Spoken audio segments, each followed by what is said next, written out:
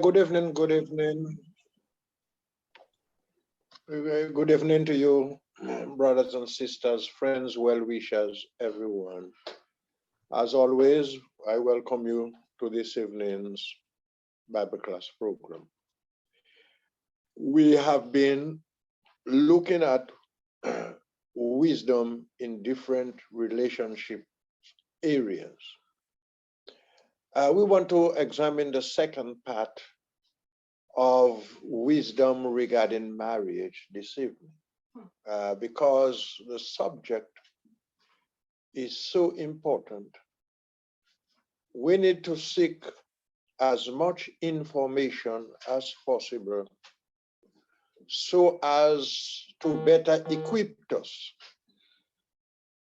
when and if we do get married. We saw in our previous lesson that Proverbs can be a helpful guide in selecting a good spouse. In this study, we will consider what it says about being a good spouse. The beauty of the Bible is that God has provided for us all what we need to equip us in every, and I mean in every, relationship. There isn't a thing that pertains to our life here on earth and to our responsibility in serving God righteously that the good Lord has not given us adequate information on. And I will keep emphasizing the importance of biblical studies so as to know God's will in every respect. Because a good knowledge of God's will for us will help us navigate the storms we will face in life. We need to understand the times and prepare for it so as to save ourselves much grief, much headache, much sorrow.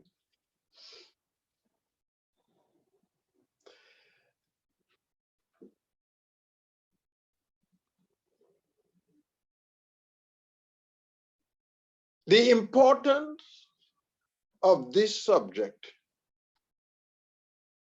should be evident.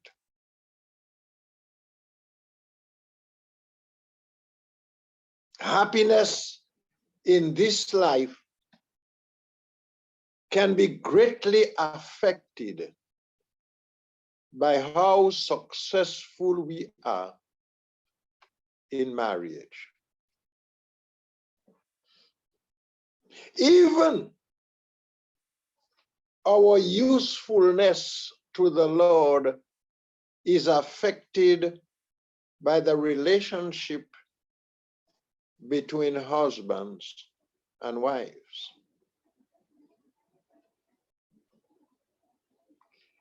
Peter, recognizing that, he wrote in chapter 3 of 1 Peter and verse 7, husbands likewise, dwell with them with understanding.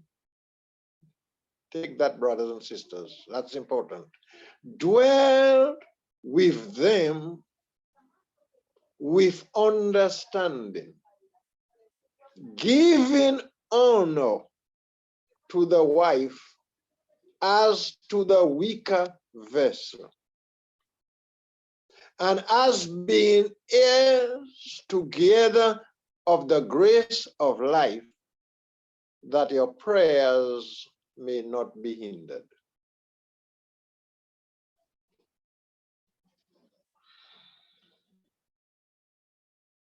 So the relationship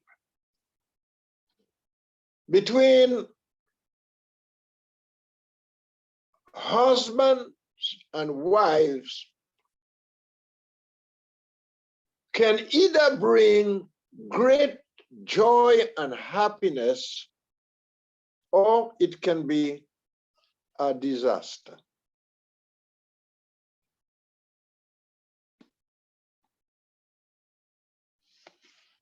Marriage can be a long relationship.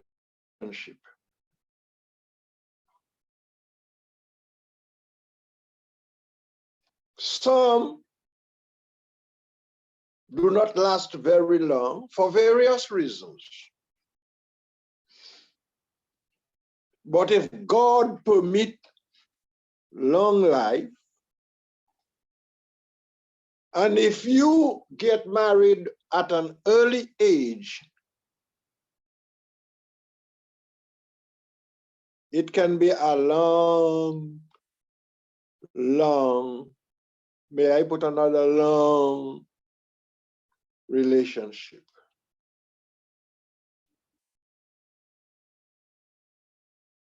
By the way, tomorrow,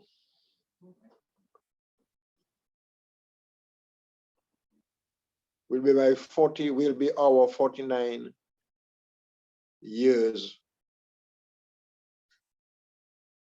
of marriage.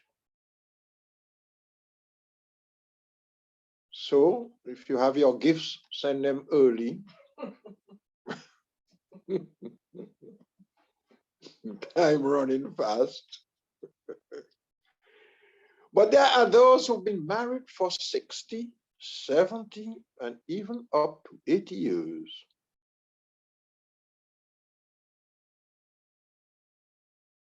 And because once you get married is till death doeth us part, you have to make sure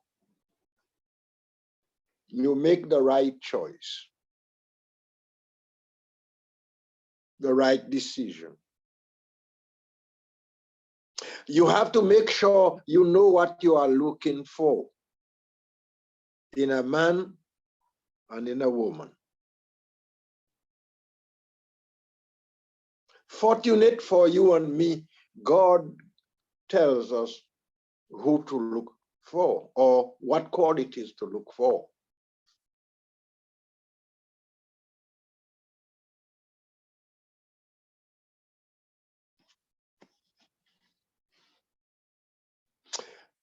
Once we get married,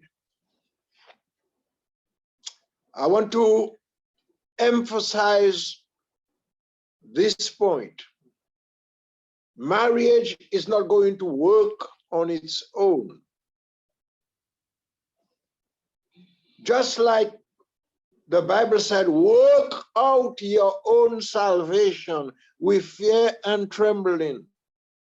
So we have to work our marriage if we want it to succeed.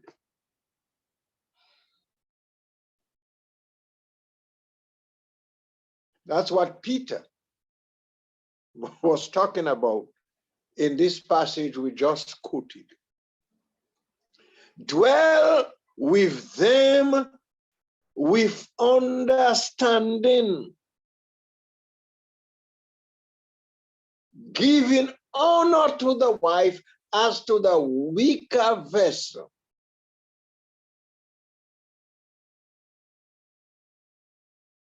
So a lot of understanding must go into the marriage relationship. When I counsel people before marriage, I always remind them to do the things you did when you were courting during your marriage.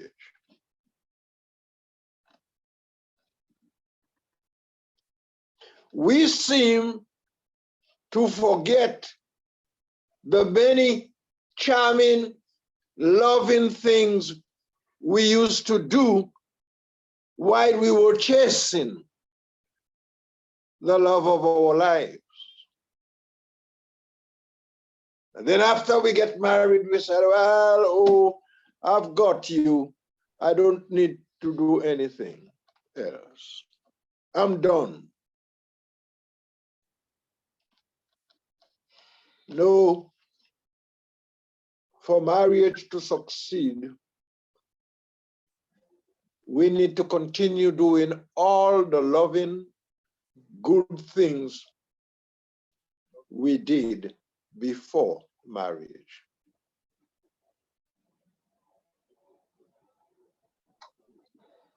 So, brothers and sisters, appreciating the importance of a good marriage,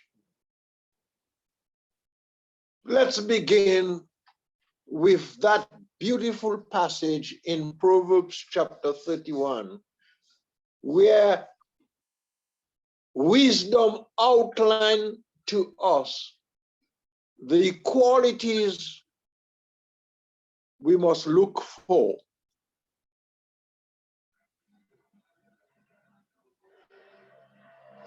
in a woman and in a man we intend to make our spouse. Let's look first of all at the ideal wife. Remember, Proverbs 31 talk about a virtuous woman, a virtuous wife. The first thing Proverbs said is that she must be trustworthy.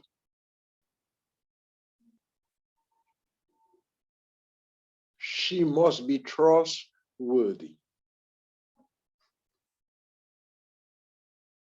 The heart of a husband safely trusts her, so she will have no lack of gain.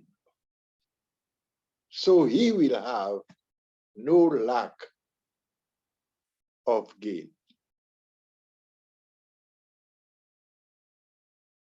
So the husband can safely entrust her with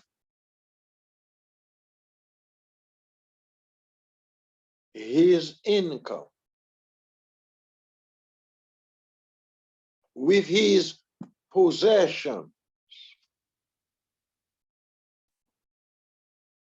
A trustworthy woman will not squander what a husband gives her, but use it in a manner that benefits them both.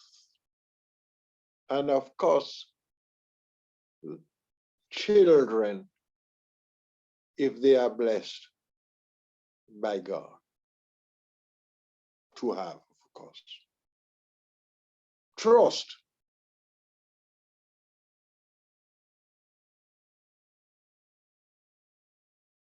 The belief that a woman will use the income that comes into the home in a manner that will benefit all concerned.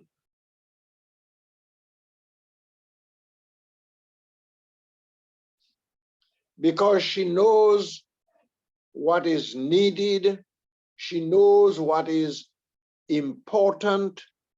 She knows how to prioritize.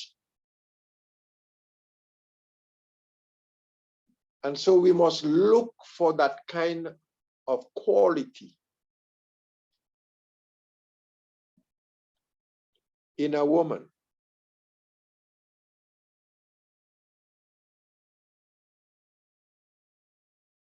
We know the extravagance that happens in the world in which we live now, isn't it? And how people put more emphasis on the outward than on the inward.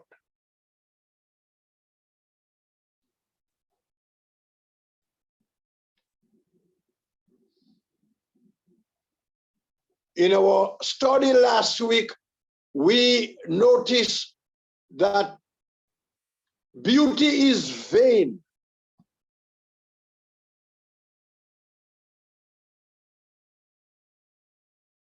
Do not put too much emphasis on beauty. It is passing. Look for the qualities that comes from within. Because eventually that's the quality that is going to ensure your relationship is successful.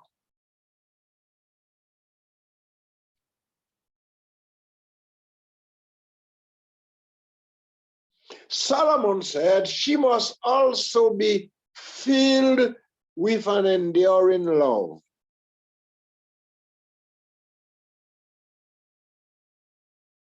Verse 12, she does him good and not evil all the days of her life.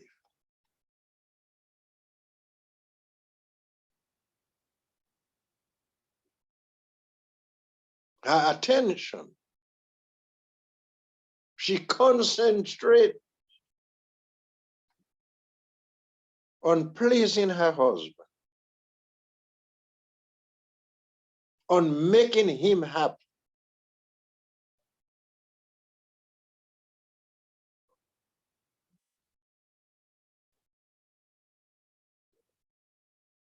She will love him.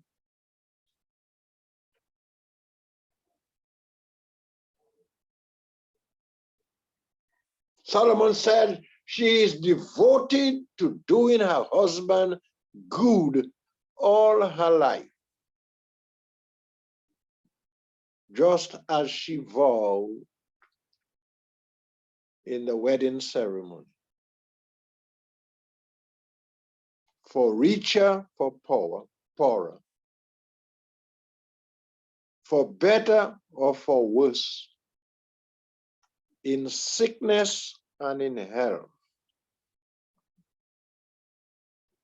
If you have a wife that stands on your side under all those circumstances, no wonder the Bible said, he who finds such a wife findeth a good thing and have found favor from the Lord.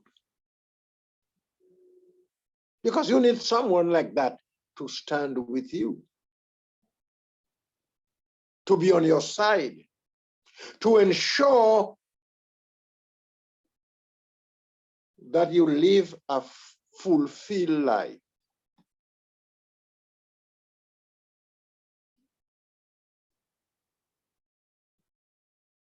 Marry someone who loves you, not because she has money or she has possessions, but because she truly loves you. She may be poor, but it is more important that she loves you.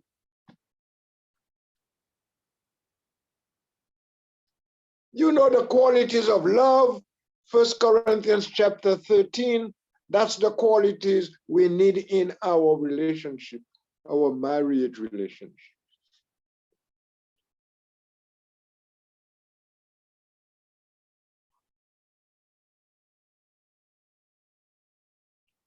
Solomon also emphasized the importance of some practical skills. Hear him in verses 13 through 15. She seeks wool and flax and willingly work with her hands. She is like the merchant ships. She brings her food from afar. She also rises while it is yet night and provides food for her household as a portion for her handmaids or handservants or maidservants. She's industrious.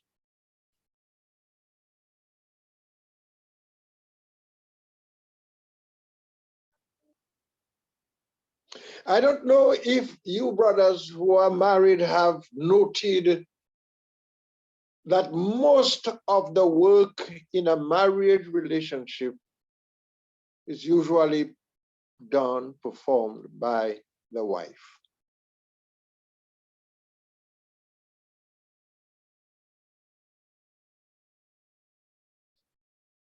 She works all day, even through the night.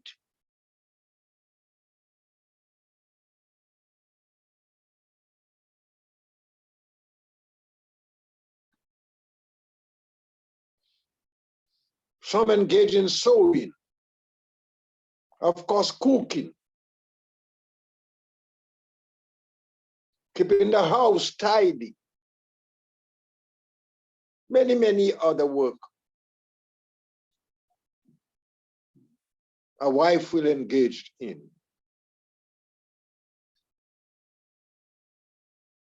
Solomon adds in verses 21 and 22 of chapter 31, she is not afraid to show of snow for her household. For all her household is clothed with scarlet. She makes tapestry for herself. Her clothing is fine linen and purple.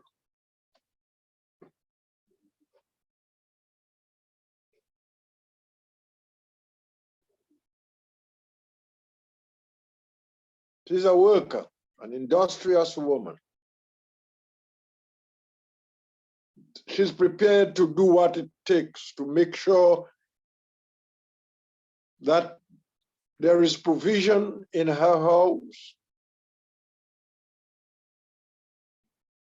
and her husband and children is cared for.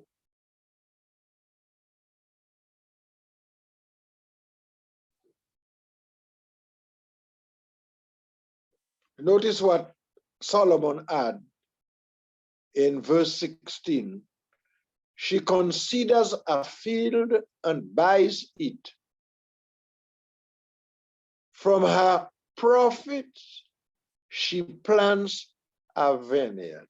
From her profits, she plants a vineyard. Verse 24, she makes linen garments and sells them and supplies ashes for the merchants.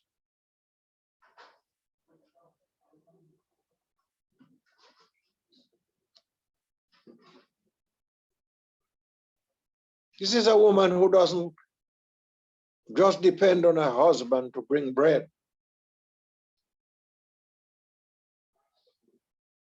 This is a woman that fits the description of a companion, a helpmeet.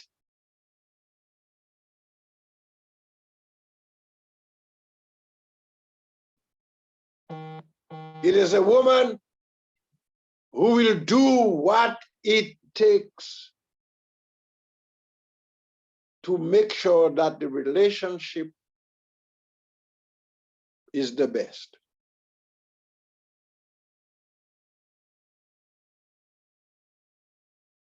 Practical skills, industrious.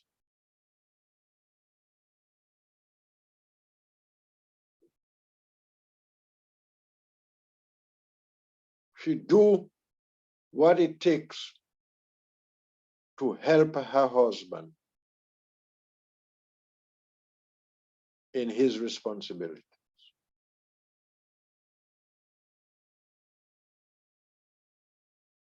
But she's compassionate as well.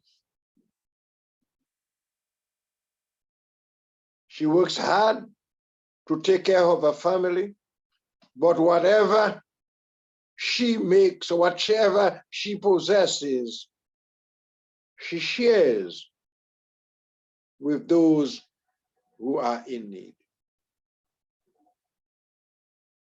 Solomon reminds us of the virtuous woman. He said, she extends her hand to the poor. Yes, she reaches out her hands to the needy.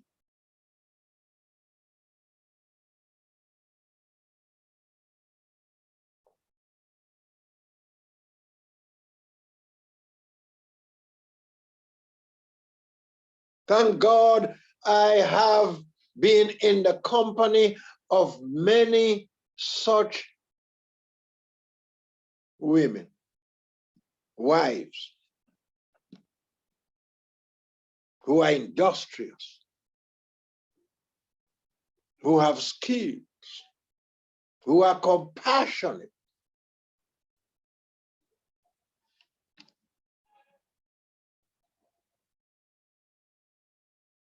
Many of those qualities, wives of my generation learn from their parents and grandparents, from neighbors.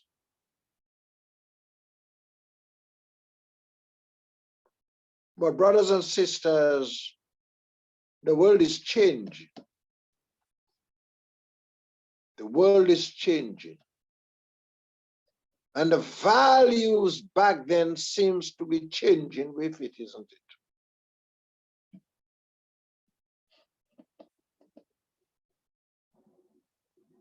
I do not know what is your opinion, but now it is harder to find a woman with the qualities here than it was back then.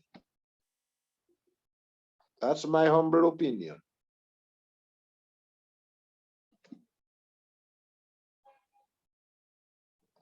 Because we live in a world now where materialism have become so prevalent.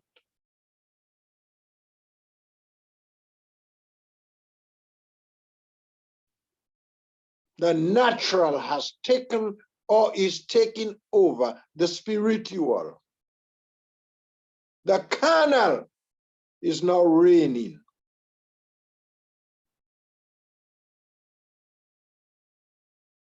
That means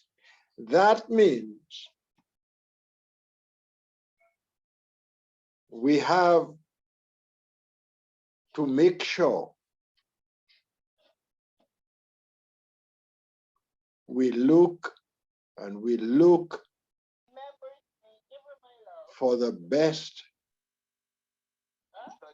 person, the best woman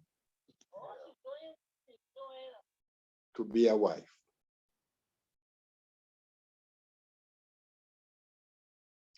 Proverbs in chapter 31 again and verse 25, he said, strength and honor are her clothing. Strength and honor are her clothing. She shall rejoice in time to come. You bet she shall rejoice, because she possesses the qualities that will ensure a lasting and happy relationship.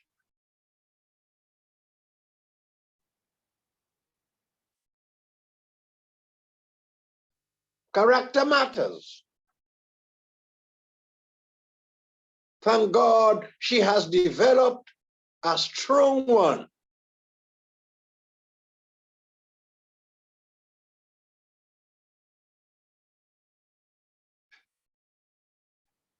And Peter the apostle stresses the importance of those good qualities. Hear him in 1 Peter 3, verses 3 and 4. Do not let your adornment be merely outward. Hello. Do not let your adornment be merely outward. Arranging the hair, wearing gold, or putting on fine apparel. Rather, let it be the hidden person of the heart,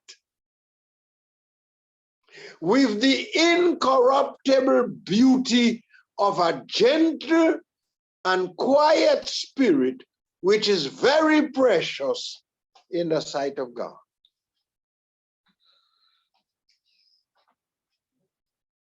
Oh yes, she got to beautify herself. She has to arrange her hair. She has to put on fine apparel, all that adds, but the emphasis must not be on those things. That's not what we ought to be looking for in our search for a good wife. I should put the word alone.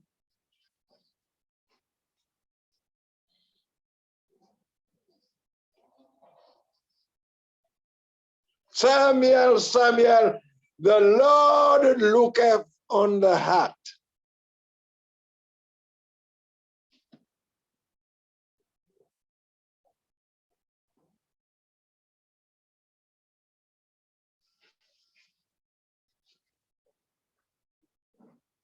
The words that comes out of the mouth of a woman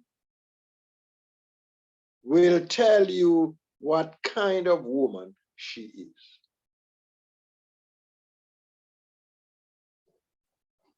Solomon said, when she opens her mouth with wisdom, and on her tongue is the law of kindness. Verse 26. So she is concerned about what proceeds out from her mouth.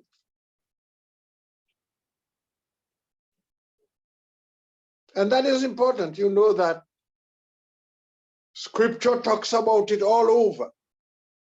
Let no corrupt word proceed out of your mouth, but what is good for necessary edification, that it may impart grace to the hearers. And Jesus was right when he said, for by thy words thou shalt be justified, and by thy words thou shalt be condemned.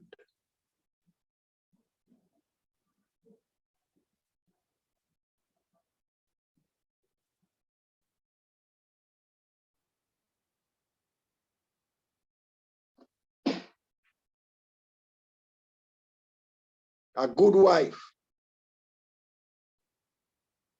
diligently seek to have families need.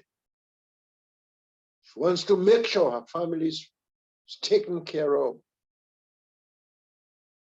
She watches over the ways of her household and does not eat the bread of idleness.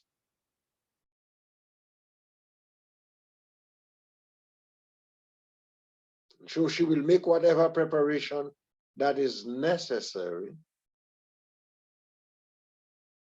so that her family does not go in want. Yes, she also rises while it is yet night and provides food for her household and a portion for her maid servants. And Solomon says she does all of that. Yes, she does all of that because she fears the Lord. Amen. Because she is a woman of the Lord.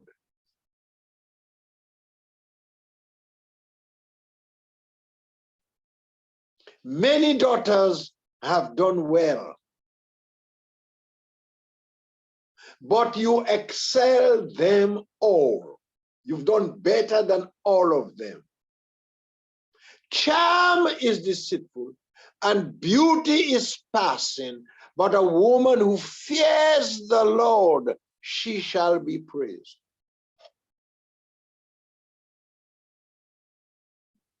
A woman who is dedicated to God, faithful to God, committed to her Christianity, who takes her life with God, her relationship with God above everything else, is the woman who will make you happy.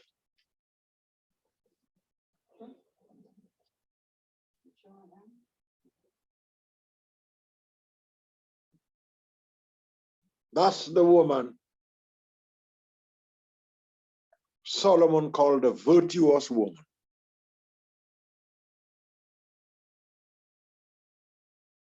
She's dedicated to God, committed to her Christian life. Her priority is doing God's will and helping as much as she can her brothers and sisters. Because she understands that these qualities is more important and praiseworthy than physical beauty. With the fear of the Lord, she has the potential for great wisdom. Remember, the Bible said, the fear of the Lord is the beginning of wisdom. Proverbs 1:7.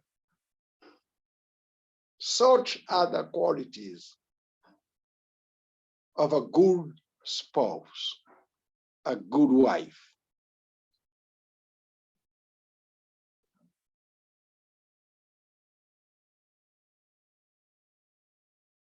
We said last week, stay away from a contentious woman. She'll bring you trouble. A woman who nag and talk and talk and talk, stay away.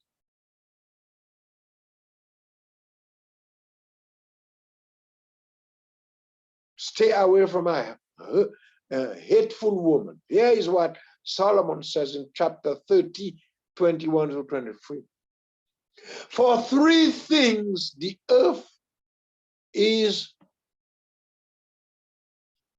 protruded. Yes, for four it cannot bear up. For a servant when he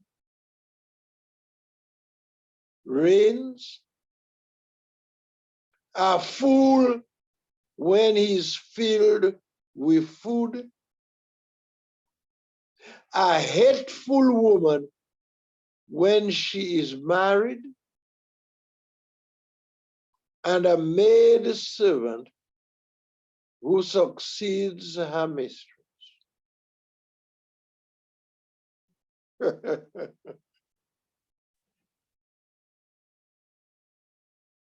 Yes, Solomon says, if these things exist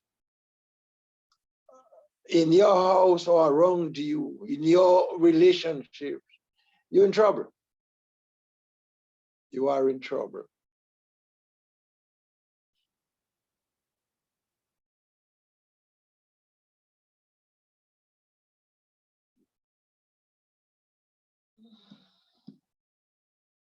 So let's make sure we consult God through Solomon, through the apostles.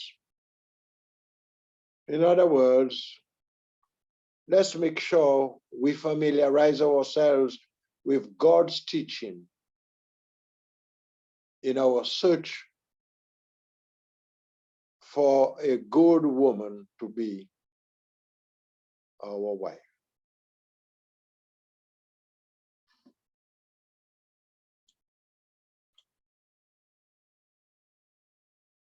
What about a virtuous husband?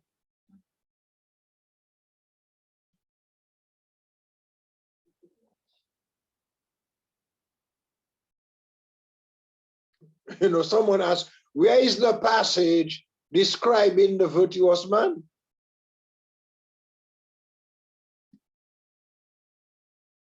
And it is a question that is often raised by women, sometimes suggesting that there is none. But make no mistake, brothers and sisters, Proverbs are primarily addressed to the man. The wisdom in Proverbs are primarily addressed to the man. You know, there is half a chapter describing a virtuous woman. And that is in Proverbs chapter 31. We just studied. Half a chapter. But there are 30 plus chapters describing the virtuous man in the same book. In other words, 95% of the wisdom of Proverbs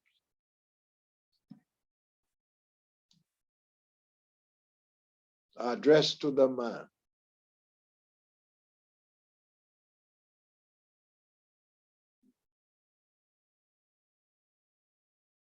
The entire book of Proverbs, if we follow it closely, we will notice it can provide or produce a husband any woman would love.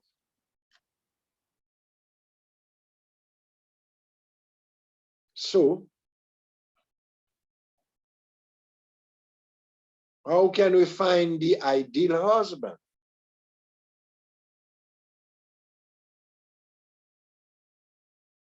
Notice what Proverbs said in chapter 18 and verse 22.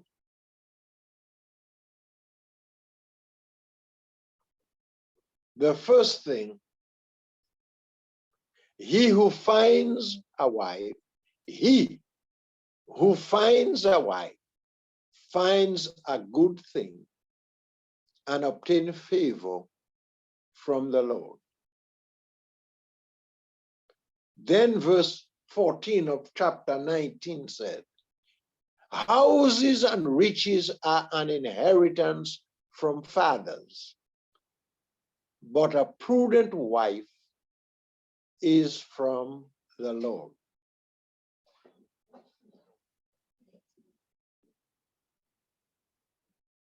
A good man will value his wife highly.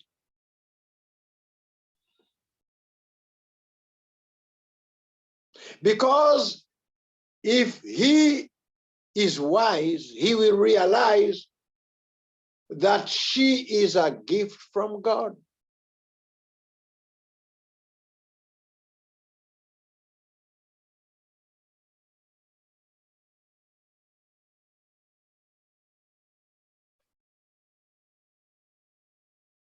He must be prepared to give his wife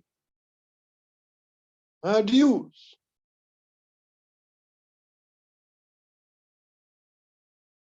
Give her of the fruit of her hands, and let her own works praise her in the gates. In other words, a good man will recognize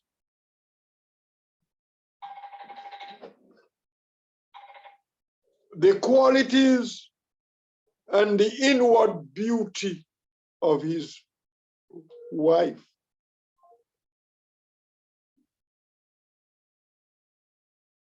He will allow his wife the opportunity to develop her own abilities.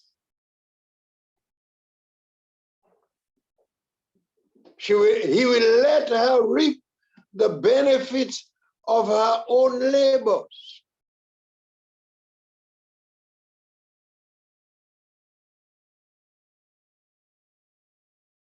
He must never treat his wife simply as an appendage of himself. Give your wife some independence. Recognize her gifts.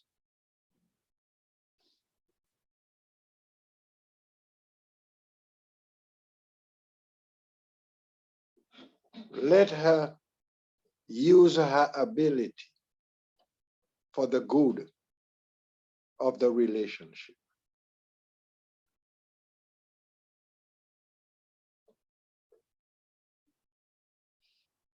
You know, some husbands are so fearful that they do not want their wife to get out of the house. Insecure.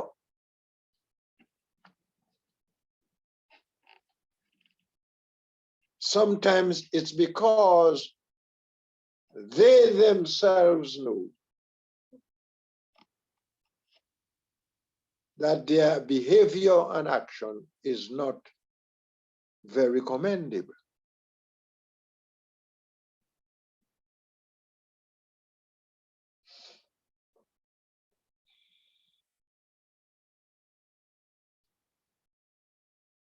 You know what Solomon says that a good husband will do?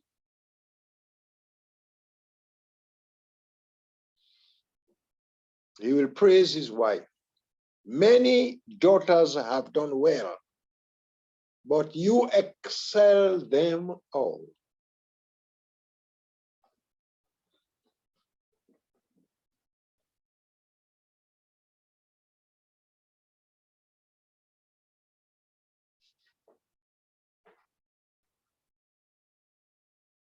Compliments sometimes, very often, are very, very important. When people do good, praise them, compliment them. God himself encourages that. Never take your loving wife for granted.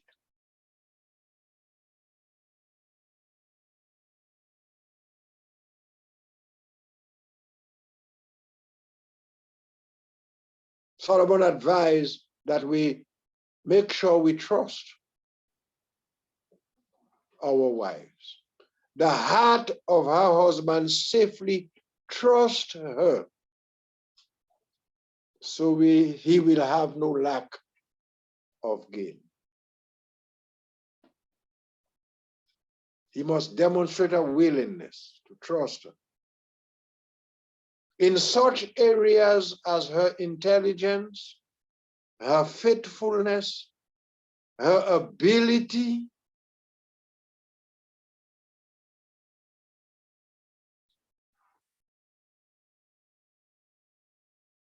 yes, put some trust and confidence in your spouse.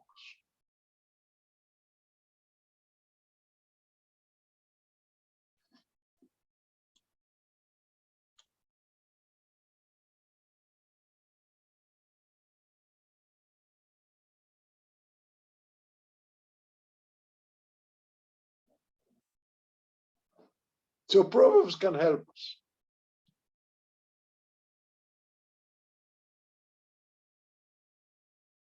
God has supplied the know-hows as to what to look for, on what our choices must be based.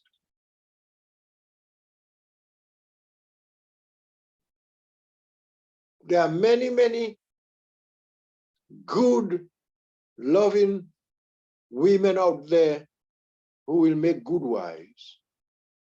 And some, of course, respectable men will make good husbands.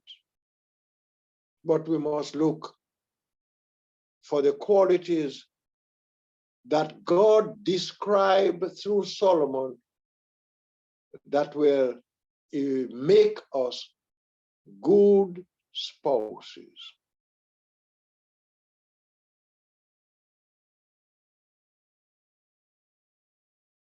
Parents must teach their children at an early age what to look for.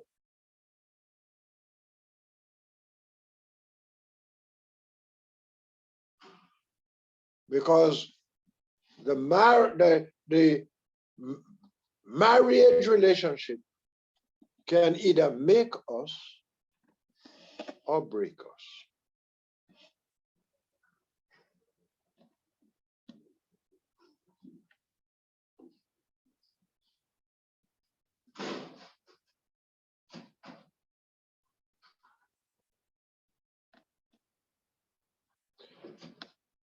As I conclude, there's one more passage in Ecclesiastes chapter 9 and verse 9 that I want to read.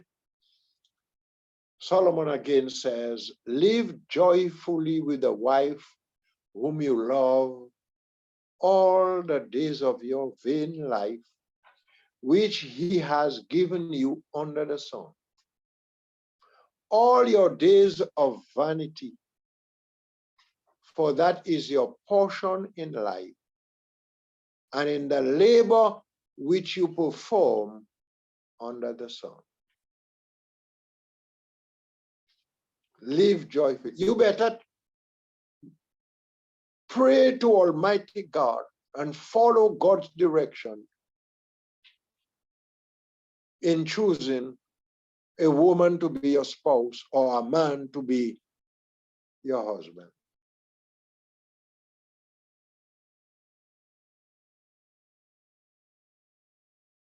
Because 50, 60 years in a relationship will surely determine whether the days you spend on earth is happy and rewarding, or it is a consuming fire.